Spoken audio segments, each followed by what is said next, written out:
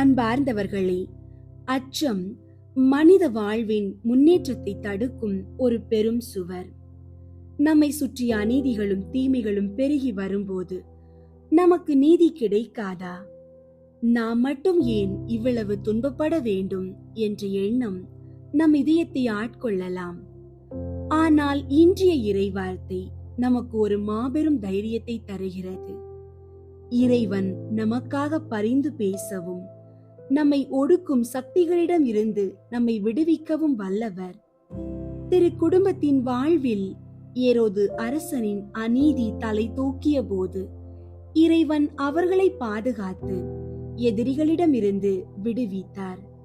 இன்று நாமும் நம்முடைய கவலைகள் மற்றும் அநீதிகளை இறைவனிடம் ஒப்படைப்போம். அவர் முறையான காலத்தில் நமக்கான நீதியை வழங்குவார். அஞ்சாமல் திடன் கொண்டு இறைவனின் திருக்கரம் நம்மோடு இருப்பதை உணர்வோம்.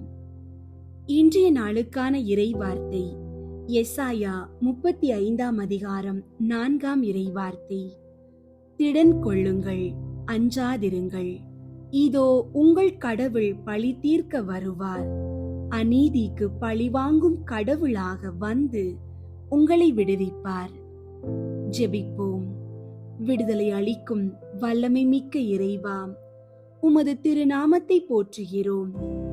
ஆண்டவரே, எங்கள் வாழ்வில் நாங்கள் சந்திக்கும் அவமானங்கள், அநீதிகள் மற்றும் எங்களை அச்சுறுத்தும் சூழ்நிலைகளை கண்டு நாங்கள் கலங்காதிருக்க தூய ஆவியின் பலத்தை தாரும். அஞ்சாதே, நான் உன்னோடு இருக்கிறேன் என்று சொன்ன உம் வார்த்தைகளை நாங்கள் பற்றிக் கொள்கிறோம்.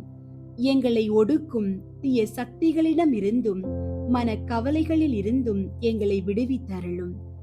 திரு குடும்பத்தின் பாதுகாவலில் இருக்கும் எங்களது குடும்பங்களுக்கு இறை நீதியும் சமாதானமும் கிடைக்க செய்யும்.